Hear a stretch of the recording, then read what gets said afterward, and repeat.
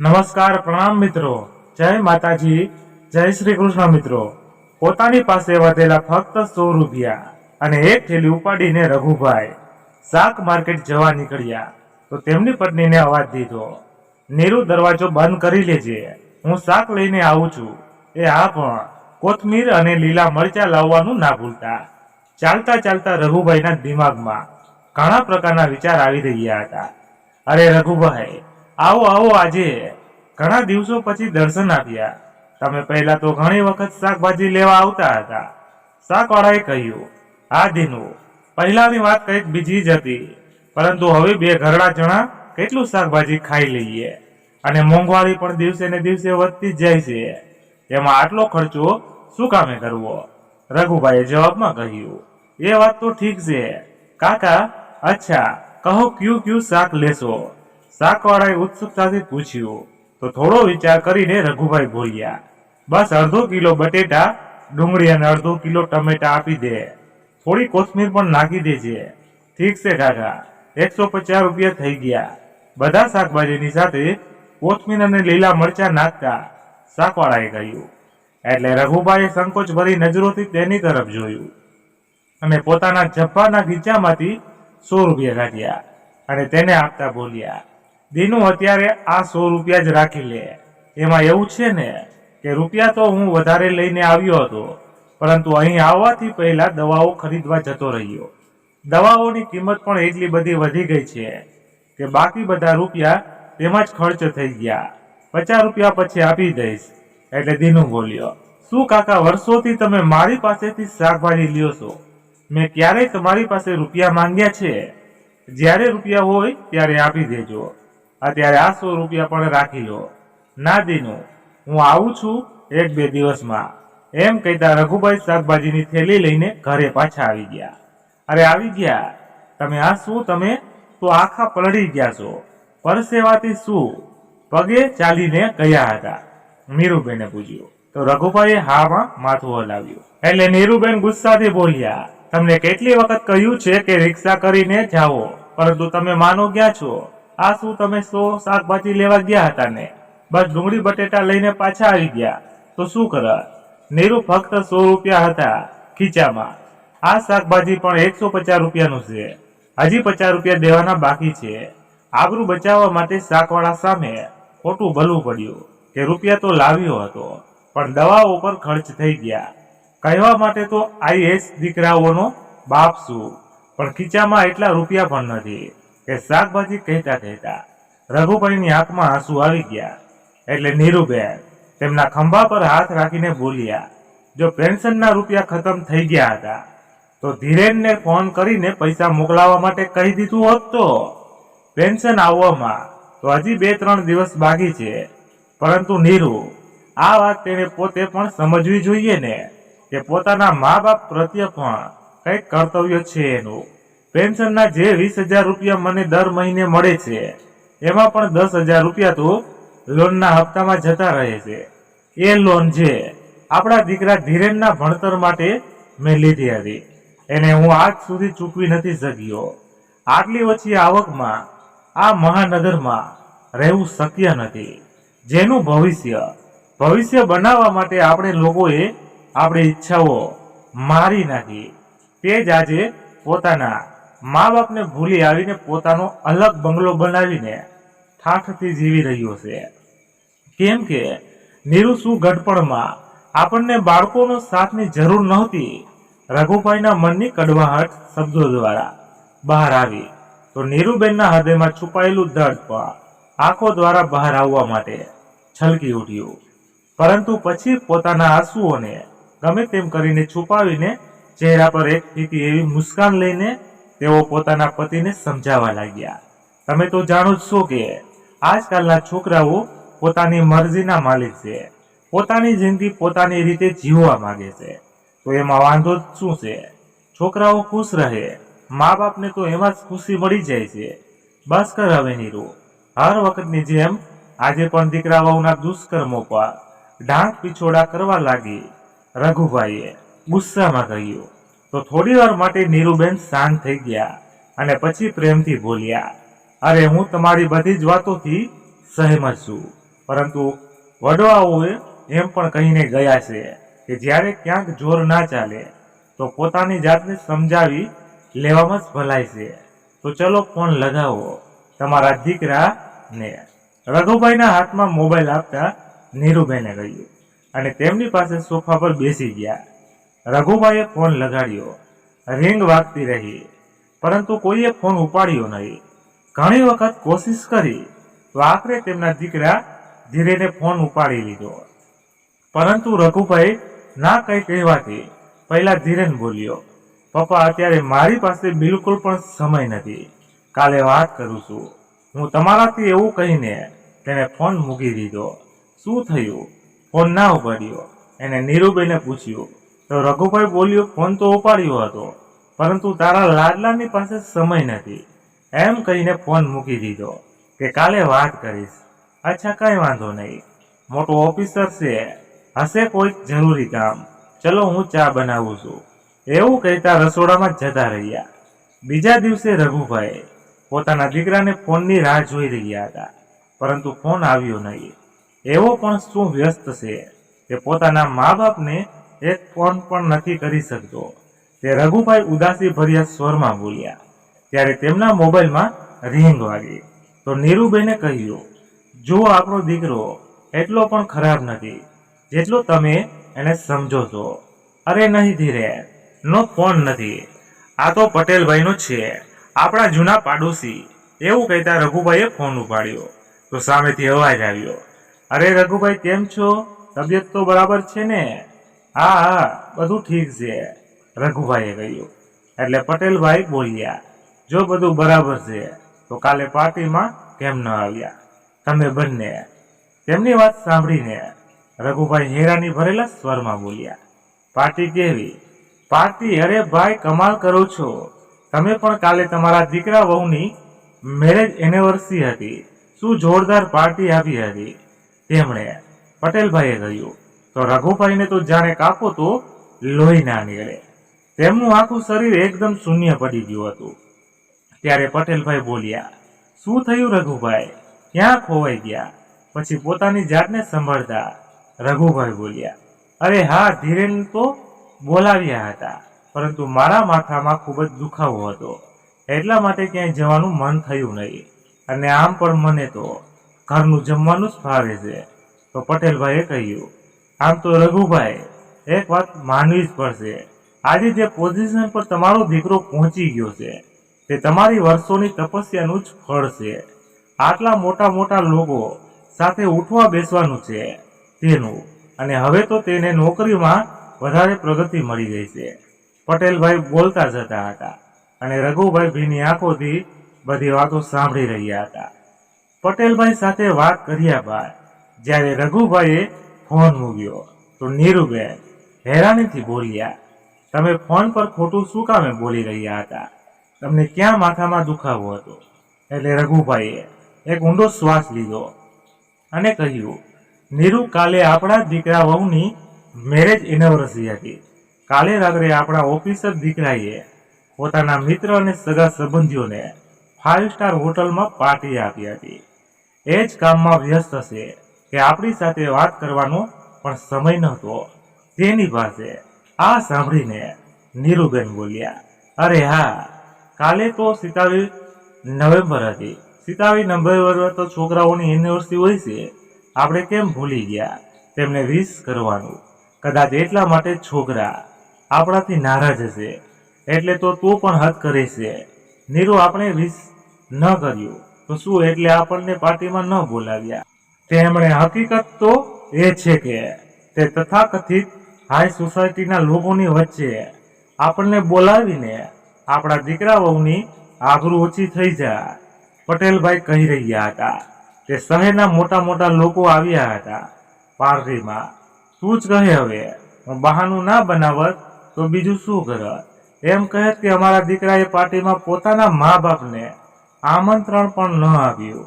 હજી રઘુભાઈ પોતાની પત્નીને આ બધી વાતો કહી રહ્યા હતા કે તેમના મોબાઈલ પર નોટિફિકેશન આવવા લાગ્યા.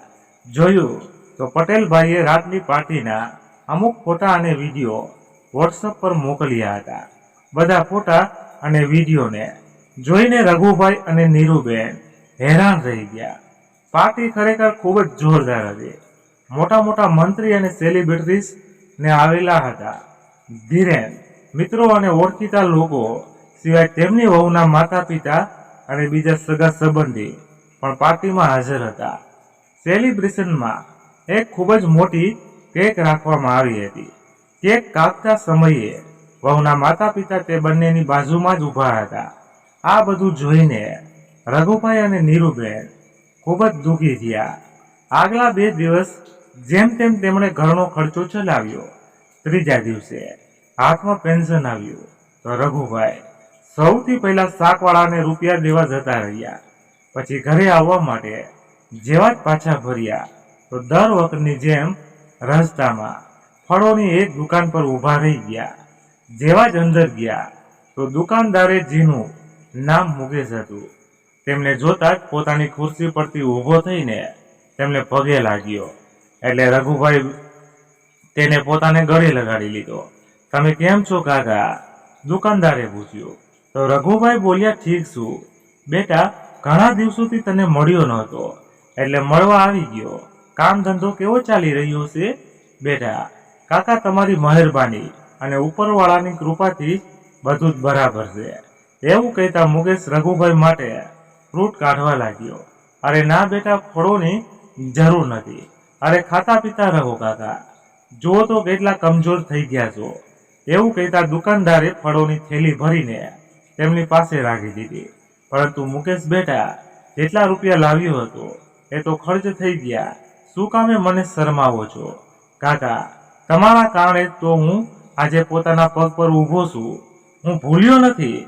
જે સમયે કોઈ પણ મારી મદદ કરવા માટે તૈયાર નહોતું તો તમે જ મારી મદદ કરી હતી. 7 વર્ષ પહેલા જ્યારે મારા બાપુજીનો હાથ મારા માથા પરથી હટી ગયો અને મારી બા બીમાર હતી તો 1 રૂપિયો નહોતો મારી પાસે તેમના ઈલાજ માટે. તેમનો ઈલાજ કરાવવા માટે હું ચોરીનો રસ્તો અપનાવવામાં મજબૂર થઈ ગયો. ત્યારે તમે ન ફક્ત મારી બાના ઈલાજ માટે મારી મદદ કરી પરંતુ મને થોડાક રૂપિયા દઈને આ ધંધો પણ શરૂ કરાવ્યો. તમારા તે ઉપકારનો બદલો હું આખી ઉંમર નહીં ચૂકવી શકું. થોડી વાર મુકેશ સાથે વાતો કર્યા પછી રઘુભાઈ પોતાના ઘરે પાછા આવી ગયા. થોડા દિવસો આમ જ વીતી ગયા. એક દિવસ સવારે વોકિંગ કરીને ઘરે પાછા આવ્યા તો રઘુભાઈ બોલ્યા, અરે આ શું નીરુ, હજી સુધી સૂતી છો? તબિયત તો ઠીક છે ને? ખબર નહીં, ફરી વાર છાતીમાં બળતરા થઈ રહી છે. અરે નીરુ, કેટલી વાર કહ્યું છે કે એક વખત ખાલીને ચેકઅપ કરાવી લઈએ, પરંતુ તું માને છે કે ખર્ચાના ડરથી પોતાની તબિયત પર ધ્યાન ના દેવું એ તો ઠીક નથી ને? આજે તારે ડોક્ટર પાસે હાલવું જ પડશે. જીદ કરીને રઘુભાઈ નીરુબેનને બાજુમાં જ રહેવાવાળા પોતાના ફેમિલી ડોક્ટર પાસે લઈ ગયા. પરંતુ ડોક્ટરે ચેકઅપ કરીને કહ્યું, બાબત થોડી ગંભીર છે, તમે આમને કોઈ સારા હોસ્પિટલમાં દેખાડી આવો. આ સાંભળી રઘુભાઈ ચિંતામાં પડી ગયા, એમ વિચારીને કે મોટી હોસ્પિટલમાં ખર્ચો પણ વધારે આવશે. ડોક્ટર પાસે ચેકઅપ કરાવીને જ્યારે ઘરે પાછા આવ્યા તો રઘુભાઈએ ફરીવાર પોતાના દીકરાને ફોન કર્યો. હેલો બેટા, આ પપ્પા કેમ છો? તમે ઘણા દિવસોથી કોશિશ કરી રહ્યા છો કે થોડો સમય કાઢીને તમને મળવા આવી શકું, પરંતુ દર વખતે કોઈને કોઈ કામ નીકળી આવે છે. હા બેટા, હું સમજુ છું, હું તો ઠીક છું, પણ તારી મમ્મીની તબિયત ઠીક નથી. કેમ, શું થયું? મમ્મીને ધીરેને પૂછ્યું તો રઘુભાઈ રૂંધેલા અવાજમાં બોલ્યા, ખબર નહીં, થોડાક દિવસોથી બીમાર છે. મોટી હોસ્પિટલમાં દેખાડવાની સલાહ આપી છે ડોક્ટરે, અને તને તો ખબર છે કે મારી પાસે એટલા રૂપિયા નથી. તો પપ્પા, એમને ડોક્ટર મહેતા પાસે લઈ જાવ ને, હું એમની સાથે વાત કરી લઈશ. હા બેટા, એ તો ઠીક છે, પરંતુ જો તેમને ટેસ્ટ કરાવવા માટે કહ્યું અથવા તો ફરી કોઈ હોસ્પિટલમાં જવા માટે કહ્યું તો રૂપિયા તો જોઈશે ને? અરે પપ્પા, આખા શહેરમાં તમે ક્યાંય પણ ઈલાજ કરાવડાવો, કોઈ પણ ટેસ્ટ કરાવડાવો, બસ મારી સાથે વાત કરાવી દેજો. હવે હું ફોન રાખું છું. પપ્પા, થોડું કામ છે, રઘુભાઈ ફોન ઉપર હેલો હેલો કરતા રહી ગયા, પણ ધીરેને તો ફોન મૂકી દીધો હતો. લાચાર થઈને તેઓ ખુરશી પર બેસી ગયા. 3 દિવસ પછી રવિવારે ધીરેને પોતાની પત્ની શૈલીને કહ્યું, શૈલી જલ્દીથી તૈયાર થઈ જા, આજે મમ્મી પપ્પાને મળવા જવું છે. શું હું નથી જવાની? તે મસ્તીમાં શૈલીએ નાક અને મોઢું બગાડીને જવાબ આપ્યો. તો ધીરેને કહ્યું, પરંતુ શૈલી મમ્મીની તબિયત ખરાબ છે, 3 દિવસ થઈ ગયા છે. પપ્પાનો પણ ફોન આવ્યો હતો અને મળવા જવું તો દૂર, હું તો એમને રૂપિયા પણ ન મોકલી શક્યો. તો ડ્રાઈવરના હાથે મોકલી દો ને. રૂપિયા મને આવવા માટે ના કહો, પરંતુ શૈલી મમ્મીના હાલચાલ પૂછવા તો જવું પડશે ને. એ તો સારું થયું કે તેમણે ફરીવાર ફોન ન કર્યો, નહીતર મારી પાસે સમય ક્યાં હતો ત્યાં જવા માટે. આ સાંભળીને શૈલી જરાક ગભરાઈને બોલી, અરે હા, 2 દિવસ પહેલા પપ્પાનો ફોન આવ્યો હતો મારા ફોન ઉપર. હું તમને કહેવાનું ભૂલી ગઈ. શું તું આ વાત ભૂલી ગઈ? કઈ રીતે શકે છે? હું એટલે ભૂલી ગઈ કે તે સમયે તમે વિડીયો કોન્ફરન્સમાં વ્યસ્ત હતા. તેઓ તમારી સાથે વાત કરવા માંગતા હતા. મેં કહ્યું કે પછી હું તમારી સાથે વાત કરાવી દઈશ, પરંતુ ધીરે, મને નથી લાગતું કે એવી કોઈ પરેશાનીવાળી વાત હશે. ધીરેને મોડું કર્યા વગર પોતાના પપ્પાને ફોન કર્યો, પરંતુ ફોન વ્યસ્ત હતો. હું હમણાં જ ત્યાં જાઉં છું એમ કહીને ધીરેન ઉતાવળમાં બહાર નીકળી ગયો. થોડી વાર પછી રઘુભાઈના ઘરની બહાર એક મોટી એવી ગાડી આવીને ઊભી રહી અને ગાડીમાંથી ઉતરીને ધીરેન ઘરની અંદર આવ્યો. તે સમયે તેના પિતા પોતાના એક મિત્ર સાથે બેઠેલા હતા. અંદર આવતા ધીરેન તે બંનેના પગે લાગ્યો, પછી પોતાના ખીચામાંથી 10,000 રૂપિયા કાઢીને ટેબલ પર રાખ્યા અને પાસે રાખેલા ટેલિફોન તરફ જોતા નારાજગી દર્શાવતા બોલ્યો, શું પપ્પા, મેં તમને કેટલી વખત ફોન કર્યો, પરંતુ તમારો ફોન લાગ્યો જ નહીં. આ જુઓ, તમે રિસીવર જ સરખી રીતે નથી રાખ્યું. અચ્છા બેટા, અને હું તને 2 દિવસોથી ફોન કરી રહ્યો છું, એનું શું? અરે પપ્પા, શું કહું તમને, હું કેટલો વ્યસ્ત હતો. જે સમયે તમારો ફોન આવ્યો તે સમયે હું સીએમ સાથે વિડીયો કોલ પર હતો, પરંતુ તમે તો બીજી વખત ફોન કેમ ન કર્યો? બેટા, મેં એક વખત નહીં, ઓછામાં ઓછી 10 વખત ફોન લગાડ્યો હતો. શૈલીના મોબાઈલ પર વિશ્વાસ ન હોય તો જોઈ લે મારો મોબાઈલ. અચ્છા, કદાચ તેનો ફોન સાયલેન્ટ પર હશે. ચલો મૂકો આ વાતને, તમે આ મીઠાઈ ખાઓ. પપ્પા, હવે તમારા દીકરાની પ્રગતિ થઈ ગઈ છે. હું કેબિનેટ સેક્રેટરી બની ગયો છું. લ્યો કાકા, તમે પણ ખાઓ. મમ્મી, જલ્દી બહાર આવો, હું તમારી મનપસંદ મીઠાઈ લાવ્યો છું. ખૂબ જ સારા સમાચાર છે. રહેવા દે બેટા, તારી માં હવે આ દુનિયામાં નથી રહી. રઘુભાઈ ગંભીર સ્વરમાં બોલ્યા. તો ધીરેન આશ્ચર્યથી તેમની તરફ જોવા લાગ્યો. ફક્ત તારી બેદરકારીના કારણે મારી નીરુ હંમેશા હંમેશા માટે, કહેતા કહેતા રઘુભાઈની આંખમાંથી આંસુ છલકાઈ ગયા. શું આ તમે શું કહી રહ્યા છો પપ્પા? ધીરેન જોરથી બોલ્યો. ત્યારે રઘુભાઈના મિત્ર ભૂપતભાઈએ કહ્યું, બેટા, તારા પપ્પાએ ડોક્ટર મહેતાની સલાહ લીધી તો તેમણે સારી હોસ્પિટલમાં જવા માટે કહ્યું, પરંતુ રૂપિયા વગર મોટી હોસ્પિટલમાં તારી મમ્મીને એડમિટ પણ ન કરવામાં આવ્યા. તારો આ ઘરડો બાપ તે લોકોની સામે હાથ જોડીને આજીજી કરતો રહી ગયો, પરંતુ રૂપિયા જમા કરાવ્યા વગર તેઓ ઈલાજ શરૂ કરવા માટે બિલકુલ તૈયાર નહોતા. આ બધું સાંભળીને ધીરેનના હોશ ઉડી ગયા. તે પોતાનું માથું પકડીને જમીન પર બેસી ગયો. આજે તેની બેદરકારીના કારણે તેની મમ્મી આ દુનિયામાંથી જતી રહી હતી. પછી કાંપતા સ્વરમાં તે બોલ્યો, અને મમ્મીના અંતિમ સંસ્કાર પણ પરમ દિવસે થઈ ગયા છે. પછી ધીરે રડતા રડતા બોલ્યો, તમે મને કહ્યું પણ નહીં, એવું શું કામે કર્યું તમે? બેટા, મારી પાસે અહીં ઘણા લોકો છે મદદ કરવા માટે. તું પોતાના ઘરે જા. જરૂરના સમય પર જો તું અહીં હોત ને તો આજે નીરુ આપણી સાથે હોત. હવે જતો રહે અહીંથી, અને હા, તારા રૂપિયા પણ લઈ જા. હવે મારે આ રૂપિયાની કોઈ જરૂર નથી. ઉદાસ ભાવથી ધીરે પોતાના ઘરે પાછો આવી ગયો. આવું કઈ રીતે કરી શકે? પપ્પા મારી સાથે મારી મમ્મીના અંતિમ દર્શન પણ ન કરી શક્યો. હું ધીરેનની આ વાત પર તેની પત્ની શૈલી બોલી, પરંતુ ધીરેન, પપ્પાએ તેમના અંતિમ સંસ્કાર આટલા જલ્દી શું કામે કરી નાખ્યા? શૈલી, જો તે ફોન ઉપાડ્યો હોત ને તો આ પરિસ્થિતિ ન આવત. આ જો તારા ફોનમાં 10 મિસ કોલ છે, પરંતુ ધીરેન, આ બધા કોલ કોઈ અજાણ્યા નંબરથી આવેલા છે. મને કેમ ખબર પડે કે ફોન પપ્પા કરી રહ્યા છે? 2 દિવસ વીત્યા તો ધીરેનની પાસે તેના સસરાનો ફોન આવ્યો.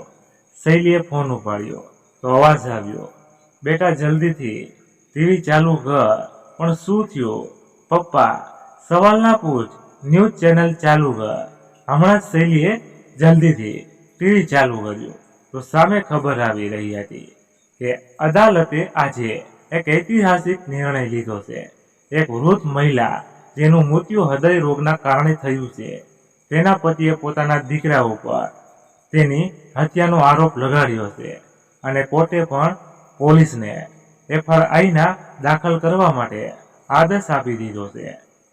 અને એ જાણીને હેરાની થશે કે જેના પર હત્યાનો આરોપ લગાડ્યો છે તે કોઈ બીજું નહીં પરંતુ કેબિનેટ સેક્રેટરી ધીરેન કુમાર છે.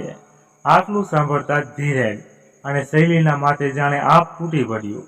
પછી ટીવી સ્ક્રીન પર દેખાણા રઘુભાઈ, તો જણાવો સર, જ્યારે તમારા પત્નીની નીરુબેનનું મૃત્યુ હાર્ટ એટેકથી થયું છે તો પોતાના દીકરા ઉપર તમે હત્યાનો આરોપ કઈ રીતે લગાડી શકો છો? જો મેડમ, આ એક હત્યા જ છે. મારા દીકરાની બેદરકારીના કારણે જ મારી પત્નીનું મૃત્યુ થયું છે. જો મારી પત્નીને ઠીક સમયે ઈલાજ મળી જાત ને તો તે આજે જીવિત હોત. મારું માનવું છે કે આજે ઘણા બધા વૃદ્ધો આવી જ સમસ્યાથી પસાર થઈ રહ્યા છે અને હું એ વાત માટે માનનીય કોર્ટનો આભારી છું કે તેમણે મને આ બધી સમસ્યાઓને સામે લઈ આવવા માટે તક આપી. મને પૂરો વિશ્વાસ છે કે મને ન્યાયાલયમાંથી ન્યાય જરૂર મળશે. આ જોઈને તો શૈલીના પગ નીચેથી જમીન ખસકી ગઈ અને ધીરેનને તો જાણે કાપો તો લોહી ન નીકળે. જ્યારે રઘુભાઈ ઘરે પાછા આવ્યા તો તેમની પાસે ધીરેનનો ફોન આવ્યો. હાલો પપ્પા, તમે તમારા દીકરા સાથે આવું કઈ રીતે કરી શકો? એટલે રઘુભાઈએ કહ્યું, બેટા હવે તો કોર્ટમાં જ વાત થશે, અને ફોન મૂકી દીધો. પછી રઘુભાઈ પોતાના આરામ ખુરશી પર બેસી ગયા. જેવી જ આંખો બંધ કરી તો આંખોમાંથી આંસુ સરી પડ્યા. એક IAS અધિકારી પર કેસની ખબર આખા શહેરમાં અગ્નિની જેમ ફેલાવવા લાગી અને એ કારણે ધીરેનને નોકરીમાંથી સસ્પેન્ડ કરી નાખવામાં આવ્યો. હવે કેસ કોર્ટમાં ગયો તો રઘુભાઈએ પોતાનો કેસ પોતે જ લડવાનો નિર્ણય લીધો. જો કે તેમની મદદ માટે તેમણે એક વકીલ નિયુક્ત કર્યા હતા. કાર્યવાહી શરૂ થઈ સૌથી પહેલા તો રઘુભાઈએ પોતાના ફેમિલી ડોક્ટરને બોલાવ્યા અને પૂછ્યું, જે દિવસે હું મારી પત્નીને તમારી પાસે ચેકઅપ માટે લઈને આવ્યો હતો તે દિવસે શું શું થયું હતું તમે બધાને જણાવો. પછી ડોક્ટરે કહ્યું, જે દિવસે તેમણે નીરુબેનનું ચેકઅપ કર્યું હતું તે દિવસે રઘુભાઈને કહ્યું હતું કે તેમને હળવો હાર્ટ એટેક આવ્યો છે અને તેમને કોઈ સારી હોસ્પિટલમાં દેખાડવાની સલાહ આપી હતી. રઘુભાઈની પાસે ફ્રીના પણ રૂપિયા નહોતા પૂરા, એટલે મેં તેમની પાસેથી રૂપિયા લીધા નહોતા. આ વાત પર રઘુભાઈએ કહ્યું, જજ સાહેબ, હવે તમે જ કહો, જો મારી પાસે ડોક્ટરની ફીના પણ રૂપિયા નહોતા તો કઈ રીતે હું મારી પત્નીનો ઈલાજ સારી હોસ્પિટલમાં કરાવડાવવા? પછી રઘુભાઈએ બીજા એક ડોક્ટરને બોલાવ્યા અને જજ સાહેબને કહ્યું, આ એ જ હોસ્પિટલના ડોક્ટર છે જે હોસ્પિટલમાં તેઓ નીરુબેનનો ઈલાજ માટે લઈને ગયા હતા. પછી હોસ્પિટલના ડોક્ટરે પોતાની ગવાહીમાં કોર્ટને જણાવ્યું કે જ્યારે રઘુભાઈ પોતાની પત્નીને લઈને આવ્યા હતા તો તેમની પાસે તેમના ઈલાજ માટે બિલકુલ પણ રૂપિયા હતા નહીં. એટલા માટે ડોક્ટરે ઈલાજ કરવાની ના પાડી દીધી, કેમ કે એ હોસ્પિટલના નિયમની વિરુદ્ધ હતું. રઘુભાઈએ મને કહ્યું કે તેમનો દીકરો એક IAS ઓફિસર છે અને બીજા દિવસે તે આવીને બધા રૂપિયા ચૂકવી દેશે. પરંતુ જ્યારે હોસ્પિટલ મેનેજમેન્ટ તેમને પોતાના દીકરા સાથે વાત કરાવવા માટે કહ્યું. તેઓ ઘણીવાર સુધી ફોન લગાડતા રહ્યા, પરંતુ તેમના દીકરા સાથે વાત ન કરાવી શક્યા. પછી ભાઈ બોલ્યા, જજ સાહેબ, તે રાત્રે હું ધીરેનને ફોન લગાડતો રહ્યો, પરંતુ તેને એક વખતમાં ફોન ઉપાડ્યો નહીં. અને પછી જ્યારે મેં મારી વહુ શૈલીને ફોન લગાડ્યો તો તેણે કહ્યું કે ધીરેન અત્યારે કોઈ કામમાં વ્યસ્ત છે. હું એને હજી કંઈ કહું કે ખૂબ જ ઇમરજન્સી પરિસ્થિતિ છે, એ પહેલાં તો તેને વાત સાંભળ્યા વગર ફોન મૂકી દીધો. જજ સાહેબ, રૂપિયાના અભાવમાં કોઈ ડૉક્ટર પણ મારી પત્નીનો ઈલાજ કરવા માટે તૈયાર થયો નહીં. ત્યાર પછી જ્યારે હું મારી પત્નીને લઈને સરકારી હોસ્પિટલમાં જઈ રહ્યો હતો, તે દરમિયાન તેની હાલત વધારે ગંભીર થઈ ગઈ અને રસ્તામાં જ તેણે દમ તોડી નાખ્યો. આ વાત પર ધીરેનના વકીલે પોતાની દલીલ આપી અને રઘુભાઈને દોષી બતાવતા બોલ્યો, પરંતુ તમારે એ હોસ્પિટલમાં જ રહીને ધીરેનને ફરીવાર ફોન લગાડવો જોઈતો હતો ને. થોડા સમય પછી તે ફોનનો જવાબ જરૂર આપવા. તમારી ઉતાવળના કારણે તમારા પત્નીનું મૃત્યુ થયું છે. એટલે રઘુભાઈ ગુસ્સામાં બોલ્યા, બિલકુલ ખોટી વાત. જજ સાહેબ, તમે પૂછો ડૉક્ટરને કે મેં કેટલી વાર સુધી ત્યાં રાહ જોઈ હતી, કેટલી વખત મારા દીકરાને ફોન લગાડ્યો હતો. જ્યારે કોઈ પાસેથી કોઈ પ્રકારની મદદ ન મળી ત્યારે હું પોતાની પત્નીને સરકારી હોસ્પિટલમાં લઈને જઈ રહ્યો હતો કે કદાચ તેનો જીવ બચી જાય. એનાથી વધારે રાહ જોત ને તો પણ ફક્ત એટલો જ ફરક પડે કે મારી પત્ની રસ્તાની બદલે હોસ્પિટલમાં મરી જાય.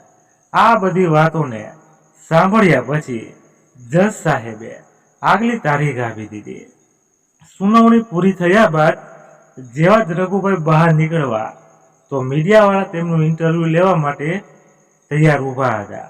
એક સામાન્ય માણસ હોવા છતાં પણ જે રીતની દલીલો તેમણે કોર્ટમાં આવી હતી, મોટા મોટા વકીલો પણ જોતા રહી ગયા. બીજી સુનાવણીમાં જજ સાહેબે રઘુભાઈને પૂછ્યું કે આખરે તમે આ કેસ કરીને શું ઈચ્છો છો? તો રઘુભાઈએ કહ્યું, જજ સાહેબ, મને 2.5 કરોડ રૂપિયાની રકમ જોઈએ. આ વાત સાંભળીને જજ સાહેબ બોલ્યા, પરંતુ આટલા રૂપિયા શું કામે? તો રઘુભાઈએ કહ્યું, કેમ કે આજ સુધી મેં જેટલા પણ રૂપિયા પોતાના દીકરા પર ખર્ચ કર્યા છે તે બધું મેળવીને 2.5 કરોડ રૂપિયાની રકમ થાય છે. ત્યારે ધીરનનો વકીલ બોલ્યો, રઘુભાઈ, તમે પાગલ થઈ ગયા છો. તમે જાણો છો પણ છો કે કેટલા રૂપિયા માંગી રહ્યા છો? તો રઘુભાઈ બોલ્યા, જ્યારે ધીરેન 5 વર્ષનો હતો ને ત્યારે અમને ખબર પડી કે તેના હૃદયમાં એક ગંભીર બીમારી છે, જેનો ઈલાજ ઓપરેશનથી જ સંભવ હતો અને જેના ઉપર લાખો રૂપિયાનો ખર્ચ થવાના હતા. તે સમયે મારી પાસે એટલા રૂપિયા હતા નહીં, એટલે તેનો ઈલાજ કરાવવા માટે અમે અમારી ગામડાની જમીન વહેંચી નાખી હતી. જો આજે તે જમીન મારી પાસે હોત ને તો તેને વેચવા પર મને લાખો નહીં પરંતુ કરોડો રૂપિયા મળે.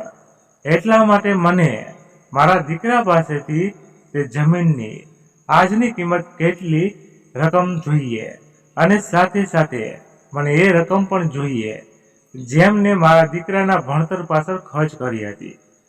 ધીરેન IAS બનવા માંગતો હતો, પરંતુ તેના માટે તેને સારા કોચિંગની જરૂર હતી, જેની ફી એટલી બધી વધારે હતી કે તે કોઈને પરવડી શકે એમ ન હતી. એટલા માટે તેના આગળના ભણતર માટે મારે લાખોની લોન લેવી પડી. તે લોનના હપ્તા હું આજ સુધી ભરી રહ્યો છું. મારી એટલી પહોંચ નહોતી, પરંતુ મારી પહોંચની બારે જઈને દિવસ રાત મહેનત કરીને મારા દીકરાને મોટો કર્યો અને આજે જ્યારે IAS ઓફિસર બની ગયો તો અમને એ જ જૂના મકાનમાં છોડીને પોતાની પત્ની સાથે મોટા બંગલામાં રહેવા લાગ્યો. ત્યાર પછી તે અમારી બધી જ જવાબદારીઓથી જાણે મુક્ત થઈ ગયો. પોતાના એકના એક દીકરાનો ચહેરો જોવા માટે અમે લોકો તરસી જતા હતા. કહેતા કહેતા રઘુભાઈનો અવાજ રોંધાઈ ગયો. આ બધી વાતોથી મારી પત્ની પણ ગંભીર ચિંતામાં રહેવા લાગી હતી અને કદાચ એ કારણે તેને હાર્ટ એટેક આવી ગયો. પછી રૂંધાયેલા અવાજમાં રઘુભાઈ બોલ્યા, જજ સાહેબ, જ્યારે છોકરાઓ મોટા થઈ જાય ને તો પોતાની જિંદગીમાં એટલા વ્યસ્ત થઈ જાય છે કે પોતાના મા બાપને ભૂલી જાય છે. જે મા બાપે દિવસ રાત એક કરીને પોતાના છોકરાઓને ઉછેરીને મોટા કર્યા હોય, તે જ મા બાપની વૃદ્ધ ગૂંગણી આંખો છોકરાઓની એક ઝલક મેળવવા માટે તરસી જાય છે. આપણે છોકરાઓ પાછળ રૂપિયા ખર્ચ કરીએ તો તે આપણી ફરજ તો શું એમની ફરજમાં નથી આવતું કે મોટા થઈને મા બાપને જરૂર પડે ત્યારે તેમની મદદ કરીએ. જે માણસ પર પોતાની મહેનતના રૂપિયા ખર્ચ કર્યા, જો તેને જ મારી કદર નથી તો તેણે તે બધા રૂપિયા પણ પાછા આપી દેવા જોઈએ. રઘુભાઈની આ દલીલ સાંભળીને કોર્ટમાં બેઠેલા બધા લોકોની આંખોમાં પણ આંસુ આવી ગયા. કોર્ટની સુનાવણી બાદ ધીરેન અને શૈલી ઉદાસ થઈને ઘરે પહોંચ્યા તો શૈલીના પપ્પા પણ ત્યાં પહોંચી ગયા. શૈલી રસોડામાં ચા બનાવવા જઈ રહી હતી ત્યારે ધીરેને કહ્યું, શૈલી સાચે સાચું કહેજે, તને ખબર હતી ને કે અજાણ્યા નંબરથી પપ્પાનો જ ફોન કરી રહ્યા હતા? હા, મને ખબર હતી અને હું જાણતી હતી કે જો મેં ફોન ઉપાડ્યો તો પપ્પા ફરીવાર પોતાની મુશ્કેલીઓના દુખડા રોવાનું શરૂ કરી દેશે, એટલા માટે મેં ફોન ન ઉપાડ્યો. શૈલી, ફક્ત તારા કારણે આજે હું આટલી મોટી મુસીબતમાં ફસાઈ ગયો છું, પરંતુ એમાં મારી ભૂલ ક્યાં છે? જ્યારે તેમણે પહેલી વખત ફોન કર્યો હતો ત્યારે મેં જ ફોન ઉપાડ્યો હતો ને? શું તે સમયે તેઓ પૂરી વાત નહોતા જણાવી શકતા કે મમ્મીની તબિયત ખરાબ છે? પછી ધીરેને પોતાના સસરાને કહ્યું, પપ્પા, મને લાગે છે કે જે રૂપિયા મારા પપ્પાએ માંગ્યા છે મારે એમને દઈ દેવા જોઈએ. આ વાત સાંભળીને શૈલી ગુસ્સાથી બોલી, જરાય નહીં. આજ સુધી તમારા પપ્પાએ તમારા ઉપર જેટલા પણ રૂપિયા ખર્ચ કર્યા છે ને તેમનું કર્તવ્ય હતું. બધા માતા પિતા પોતાના બાળકો માટે કરે જ છે. તેમણે કંઈ નવું નથી કર્યું કે ખર્ચના રૂપિયા માંગવા નીકળી પડ્યા છે. ઉપરથી આખી દુનિયામાં આપણે આબરૂના કાંકરા કરાવી નાખ્યા. તે તો અલગ. કાન ખોલીને સાંભળી લ્યો, જેટલી બદનામી આપણી થઈ છે ને, હવે તો હું 1 રૂપિયો પણ તેમને નહીં આપવા દઉં. ચૂપ રે શૈલી, બંધ કર પોતાની બકવાસ. પહેલા જ હું ખૂબ જ પરેશાન છું.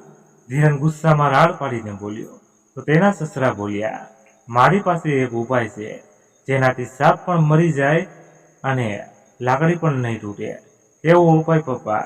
ધીરેને પૂછ્યું તો તેના સસરાએ તેને આંખો પ્લાન સમજાવ્યો, જેને સાંભળીને શૈલીના ચહેરા પર એક કુટિલ મુસ્કાન આવી ગઈ. ધીરેન પણ વાત પસંદ આવી એટલે તેના સસરાએ પોતાના મોબાઈલમાંથી ક્યાંક વાત કરી અને પછી ફોન રાખતા તેઓ બોલ્યા, બસ આગલી સુનાવણીમાં બાજી પલટી ગઈ. સમજો, કોર્ટની આગલી સુનાવણી માટે જ્યારે રઘુભાઈ કોર્ટમાં પહોંચ્યા તો ત્યાં ઉભેલા બધા પત્રકાર ન્યૂઝ વિડીયો બનાવવા લાગ્યા. ત્યારે રઘુભાઈના કાનમાં એક પત્રકારનો અવાજ આવ્યો, આવા નાલાયક દીકરાને તો ફાંસીની સજા થવી જોઈએ, જેના કારણે તેના પિતાને આટલું દુઃખ સહન કરવું પડ્યું. આ સાંભળતા જ રઘુભાઈ પાછળ ફર્યા અને બોલ્યા, ધીરેન મારો દીકરો છે. આ કેસ કરવા પાછળ મારો ઈરાદો ફક્ત એક જ છે કે હું તેને એક પાઠ ભણાવી શકું. ન ફક્ત તેને જ પરંતુ આજની પેઢીને પણ, જે સમજે છે કે વૃદ્ધ લોકો જૂના અને બેકાર થઈ ગયેલા ફર્નિચરની જેમ છે અથવા તો એક ભંગારની જેમ છે. કાર્યવાહી શરૂ થઈ તો ધીરેનના વકીલે પોતે ધીરેને કટઘરામાં બોલાવ્યો અને તેને જણાવ્યું કે તેના પિતા રઘુભાઈને ભૂલવાની બીમારી છે. આ સાંભળીને રઘુભાઈને હેરાનીનું ઠેકાણું ન રહ્યું. ત્યાર પછી ધીરેનના વકીલે રઘુભાઈના વકીલ સાથે પણ પૂછતાછ કરી અને જ્યારે તેમણે રઘુભાઈની ભૂલવાની બીમારી વિશે પૂછ્યું તો તેમણે પણ ખોટી બાતમી આપી દીધી કે રઘુભાઈ ઘણી વાતો ભૂલી જાય છે. આ સાંભળીને રઘુભાઈને ખૂબ જ ગુસ્સો આવ્યો. તેઓ સમજી ગયા હતા કે તેમના વકીલનું ઇનામ વહેંચાઈ ગયું છે અને તે વિરોધી ટીમ સાથે હાથ મેળવી ચૂક્યા છે. પરંતુ રઘુભાઈ આ પરિસ્થિતિ માટે પણ પૂરી તૈયારી સાથે હતા. તે જ સમયે તે ઊભા થયા અને પોતાના જ વકીલને બોલ્યા, વકીલ સાહેબ, તમે સાચું કહ્યું. મને ભૂલવાની બીમારી છે. મને તો એ પણ યાદ નથી કે આ કેસ મેં કયા દિવસે ફાઇલ કર્યો હતો. પરંતુ તમને તો યાદ હશે ને? રઘુભાઈની આ વાત સાંભળીને વકીલ હળબળાઈ ગયો અને થોડી વાર દિમાગ પર જોર નાખ્યા. પછી બોલ્યો, કદાચ 20 કે 21 ઓક્ટોબર. જી નહીં, 24 ઓક્ટોબર. અચ્છા, એ કહો કે કેસની સુનાવણી કઈ તારીખે થઈ? રઘુભાઈએ પૂછ્યું. તો વકીલ બોલ્યો, મારી ડાયરીમાં જ બધું લખેલું છે, હમણાં જોઈને તમને કહું. અરે એટલી તકલીફ કરવાની કોઈ જરૂર નથી. જો તમને યાદ નથી તો હું જણાવી દઉં. હિતાવી વોક નંબર 4 નવેમ્બર, 15 નવેમ્બર અને આજે હિતાવી નવેમ્બર. અચ્છા, એ કહું કે આપણે બંને હમણાં જે ટેક્સીમાં બેસીને આવ્યા એ ટેક્સીનો નંબર શું હતો? આ પ્રશ્ન પર વકીલ હેરાન થઈ ગયો. પછી રઘુભાઈ બોલ્યા, ચલો હું જણાવી દઉં, MH05216. રઘુભાઈની વાત પર ધીરેન અને શૈલીની સાથે સાથે તેમનો વકીલ પણ હેરાન થઈ ગયો. તેમણે સાબિત કરી દીધું હતું કે તેમની યાદશક્તિ બીજા બધા લોકો કરતાં પણ વધારે તેજ છે. ત્યાર પછી જજ સાહેબ પોતાના નિર્ણય પર પહોંચી ગયા અને બોલ્યા કે ધીરેન નિર્દોષ છે. ભલે તે પોતાના માતા પિતા પ્રત્યે બેદરકાર રહ્યો હોય, પરંતુ આ કારણે તેને પોતાની માની હત્યાનો દોષી કરાર ન આપી શકાય. પરંતુ આજ સુધી જેટલા પણ રૂપિયા રઘુભાઈએ પોતાના દીકરા પર ખર્ચ કર્યા છે તે રૂપિયા ધીરેન તેમને પાછા આપવા જ પડશે. આ નિર્ણય સાંભળીને રઘુભાઈની આંખોમાં આંસુ આવી ગયા અને જજ સાહેબને સાથે હાથ જોડીને બોલ્યા, હું જાણતો હતો કે ધીરેનને કોઈ સજા નહીં થાય, પરંતુ હું સમાજમાં જાગૃતતા લાવવા માંગતો હતો, જેથી આજની પેઢી પોતાના મા બાપની કદર કરે અને તેને સન્માન આપે. 2 મહિના વીત્યા તો એક દિવસ ધીરેનની પાસે એક ફોન આવ્યો. હેલો બેટા ધીરેન, જન્મદિવસ મુબારક. આ સાંભળીને ધીરેનની હેરાનીનું ઠેકાણું ન રહ્યું, કેમ કે આ અવાજ કોઈ બીજાનો નહીં પરંતુ તેની મમ્મી નીરુબેનનો હતો. મમ્મી, તમે જીવતા છો? ધ્રુજતા સ્વરમાં ધીરેન બોલ્યો. તો સામેથી રઘુભાઈએ કહ્યું, હા બેટા, તારી મમ્મી જીવતી છે. તે આપણને છોડીને ક્યાંય નહોતી ગઈ. મેં જ દુનિયાની સામે ખોટું કહ્યું હતું. આ સાંભળીને ધીરેનની આંખોમાં ખુશીના આંસુ આવી ગયા અને સામે ઉભેલી શૈલીને કંઈ સમજાવી નહોતું રહ્યું કે આખરે થયું શું છે. ધીરેન જ્યારે ફોન મૂક્યો અને આ વાત જણાવી તો શૈલી ગુસ્સાથી લાલ થઈ ગઈ. આ બધું કરીને તમારા પપ્પાએ ખૂબ જ મોટી ભૂલ કરી રાખી છે. હવે હું તેમને દેખાડીશ કે કોર્ટમાં કોઈને કેમ ખેંચી શકાય. આ તું શું કહી રહી છે શૈલી? ધીરેન બોલ્યો. તો શૈલીએ કહ્યું, તમને અંદાજો પણ નથી તેમના કારણે આપણી કેટલી બદનામી થઈ છે. દરેક સોશિયલ મીડિયા સાઇટ પર આપણને ટ્રોલ કરવામાં આવી રહ્યા છે. ક્યાંક બહાર નીકળવું છું તો લોકો મને જોઈને જાત જાતની વાતો કરે છે. હવે તો ઘરની બહાર નીકળવું પણ મુશ્કેલ થઈ ગયું છે. હવે હું તેમને જેલ મોકલાવીશ. જો શૈલી, શાંત થઈ જા. બિલકુલ નહીં. હવે તમે જુઓ હું શું કરું છું. એવું કહેતા શૈલીએ પોતાના પપ્પાને ફોન કર્યો.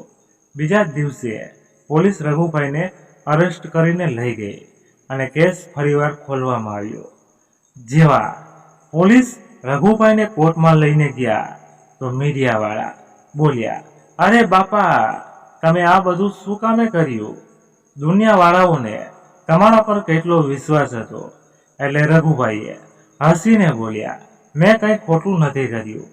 સુનાવણી દરમિયાન રઘુભાઈથી આખી ઘટનાની હકીકત પૂછવામાં આવી તો તેમણે કહ્યું, જ્યારે મારી પત્નીને એક હોસ્પિટલમાં ઈલાજ આપવા માટે મનાઈ કરી દેવામાં આવી તો હું એને રિક્ષામાં બેસાડીને બીજી હોસ્પિટલે લઈ જવા લાગ્યો.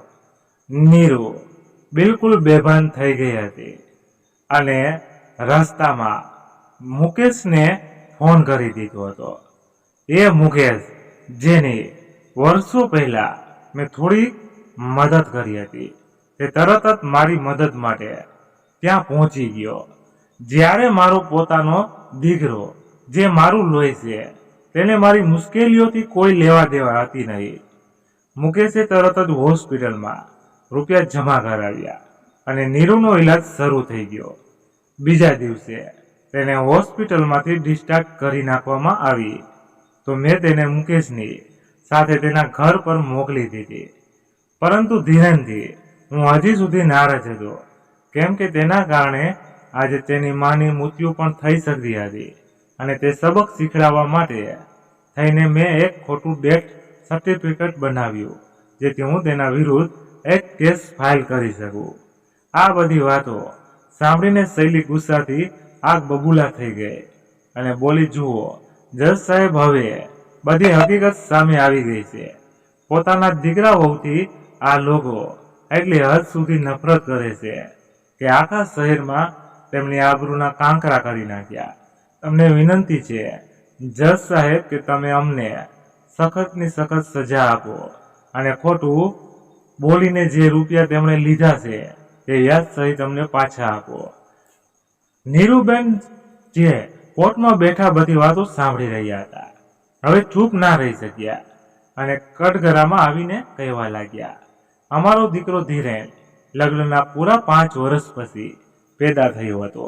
તેને મેળવવા માટે મેં કેટલા વ્રત રાખ્યા, કેટલી પૂજા કરી, ત્યાર પછી ભગવાને મારી પ્રાર્થના સાંભળી છે. જે છોકરાને અમે આટલી માનતાઓથી મેળવ્યો હતો, આટલા પ્રેમથી ઉછેરીને મોટો કર્યો હતો, તેને તેના પગ પર ઊભો કર્યો, શું અમે તેને નફરત કરીશું? અમારો દીકરો મોટો ઓફિસર બની ગયો, અમારાથી અલગ થઈ ગયો, છતાં પણ અમારો પ્રેમ તેના પ્રત્યે ઓછો થયો ન હતો. આ સાંભળીને ધીરેનની આંખોમાં આંસુ આવી ગયા. પછી નીરુબેન બોલ્યા, અને જ્યાં સુધી રહી વહુની વાત, તો ધીરેનને તો છતાં પણ 6 મહિનામાં એકાદી વખત અમને મળવા આવી જતો હતો, પરંતુ વહુ તેની સાથે ક્યારેય પણ નથી આવી. દેશી ઘીના લાડુ, નાળિયેરની બરફી, આ બધું શૈલીને ખૂબ જ પસંદ હતું.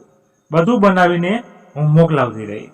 તેના માટે 1 વર્ષ પહેલા શૈલી બીમાર પડી ગઈ હતી, એટલી બીમાર કે તેના જીવ પર જોખમ આવી ગયો હતો. ત્યારે તેના સસરા ઉઘાડા પગે ચાલીને તમકેશ્વર મંદિરે ગયા હતા પોતાની વહુની સલામતીની પ્રાર્થના કરવા માટે, અને આજે આ કહે છે કે અમે તેને નફરત કરીએ છીએ. શૈલી બેટા, જે રૂપિયા તું પોતાના સસરા પાસે માગી રહી છે ને, તેમાંથી 1 રૂપિયો પણ હવે તેમના નામ પર નથી. અહીં સુધી કે તેમણે તો પોતાનું જૂનું મકાન પણ વેચી નાખ્યું છે. આ સાંભળીને શૈલીનો વકીલ બોલ્યો, ખોટું, બિલકુલ ખોટું, એવું થઈ જ ન શકે કે આટલા બધા રૂપિયા તમે ખર્ચ કરી નાખ્યા. તો નીરુબેન બોલ્યા, પરંતુ આ હકીકત છે, મારા પતિએ તે રૂપિયાની એક ખૂબ જ મોટું વૃદ્ધાશ્રમ બનાવ્યું છે, જેમાં સંતાન દ્વારા ધૂતકાળમાં આવેલા વૃદ્ધો માટે બધી સુવિધાઓ ઉપલબ્ધ છે, જેથી તે લોકો પોતાના જીવનની સંધ્યાકાળે આનંદથી રહી શકે. તેમને ખબર હતી કે તેમણે અપરાધ કર્યો છે અને એક દિવસ હકીકત બધાની સામે પણ આવશે, પરંતુ તે લાખો વૃદ્ધોની પરેશાનીઓ, તેમની પીડા, તેમના દુઃખ બધાની સામે લાવવા માંગતા હતા અને પોતાના આ ઉદ્દેશ્યમાં તેઓ સફળ પણ થઈ ગયા. આ બધી વાતો સાંભળીને અદાલતમાં બેઠેલા બધા લોકો તાળી વગાડવા લાગ્યા અને કદાચ શૈલીના કઠોર હૃદયમાં પણ થોડીક ભાવનાઓ જાગૃત થઈ ગઈ. ઊભી થઈને તે બોલી, જજ સાહેબ, હું મારો કેસ પાછો લઉં છું, અને કોર્ટમાંથી બહાર જતી રહી. ત્યારે જજ સાહેબ બોલ્યા, કેસ તો પાછો લઈ લેવામાં આવ્યો છે, પરંતુ રઘુભાઈએ જે કર્યું તેને અદાલત માફ ન કરી શકે, એટલા માટે તેમણે 3 મહિનાની કેદની સજા સંભળાવવામાં આવે છે. રઘુભાઈએ ખુશી ખુશી સજાનો સ્વીકાર કર્યો અને 3 મહિના પછી જ્યારે જેલની બહાર નીકળ્યા તો સીધા પોતાના વૃદ્ધાશ્રમમાં જતા રહ્યા. તેમના દીકરા વહુએ આવીને તેમની પાસે માફી માંગી અને જૂની વાતો ભૂલીને તે બંનેને પોતાની સાથે જ હાલવા માટે કહ્યું. જોકે રઘુભાઈએ તેમને માફ કરી દીધા હતા, પરંતુ તેઓ તેમની સાથે જવા માટે તૈયાર થયા નહીં. હવે તેમણે પોતાની બાકીની જિંદગી વૃદ્ધાશ્રમમાં જ વિતાવવાનું નક્કી કરી લીધું હતું. થોડા દિવસો પછી કોર્ટના તે જ જજ તેમના વૃદ્ધાશ્રમમાં આવ્યા, જેમણે રઘુભાઈનો કેસ સાંભળ્યો હતો. વૃદ્ધાશ્રમનું વાતાવરણ જોઈને જજ સાહેબ ખૂબ જ પ્રભાવિત થયા. બીમાર વૃદ્ધો માટે ત્યાં ડોક્ટર અને નર્સની પણ વ્યવસ્થા હતી. બધા કાર્યકર્તા વૃદ્ધોનું ભરપૂર ધ્યાન રાખી રહ્યા હતા. પરિવાર જેવું વાતાવરણ બનેલું હતું. જ્યારે રઘુભાઈએ જજ સાહેબને જોયા તો આશ્ચર્યચકિત રહી ગયા. પછી જજ સાહેબ બોલ્યા, રઘુભાઈ, હું અહીં તમારો આભાર માનવા માટે આવ્યો છું. મારો દીકરો જે પૂનામાં નોકરી કરે છે, મહિનામાં 1 કે 2 વખત ખૂબ જ મુશ્કેલી હતી મને ફોન કરતો હતો, પરંતુ જ્યારથી તમારો કેસ સામે આવ્યો છે ત્યાર પછીથી તે મને રોજ ફોન કરવા લાગ્યો છે. બીજું તો ઠીક, દરેક વીકેન્ડ ઉપર પત્ની અને બાળકોની સાથે મને મળવા પણ આવી જાય છે. એટલા માટે હું તમારો ખૂબ જ આભારી છું. એટલું કહેતા જજ સાહેબે રઘુભાઈને ગળે લગાડી લીધા. તે સમયે રઘુભાઈના ચહેરા પર મુસ્કાન અને આંખોમાં ખુશીના આંસુ હતા. તો મિત્રો, આજની આ વાર્તા સમાપ્ત થઈ. તમારે વાર્તા વિશે શું કહેવું છે? રઘુભાઈએ બરાબર કર્યું કે શું? તે કોમેન્ટ બોક્સમાં જણાવજો. પસંદ આવી હોય તો લાઈક કરી તમારા મિત્રો સાથે શેર કરજો. ધન્યવાદ. ફરી મળીએ એક નવી વાર્તા સાથે. ત્યાં સુધી બધા મસ્ત રહો, તંદુરસ્ત રહો. જય માતાજી, જય દ્વારકાધીશ. હર હર મહાદેવ, મહાદેવ, મહાદેવ. જય શ્રી રામ, જય બજરંગબલી. અને આ મિત્રો, ખાસ આ વિડીયોને જેટલો બને એટલો વધુમાં વધુ તમારા મિત્રો સાથે શેર જરૂર કરજો. કારણ કે કોઈ એક વ્યક્તિને અમારો આ વિડીયો જરૂરી લાગી જાય તો અમારો વિડીયો બનાવવાનું સફળ રહેશે. કેમ કે તમે સાંભળી જ છે વાર્તા, તો કેવી છે એ તો તમને ખબર છે. તો મિત્રો, જેટલો બનો એટલો આને શેર કરજો. અને અમારાથી આ વાર્તામાં ક્યાંય પણ કંઈ ભૂલ હોય તો અમને ચોક્કસ જણાવજો. અમને આનંદ રહેશે અને અમારી વાતને અમે સુધારવાનો પૂરી કોશિશ કરશું. Thank you so much. Bye bye.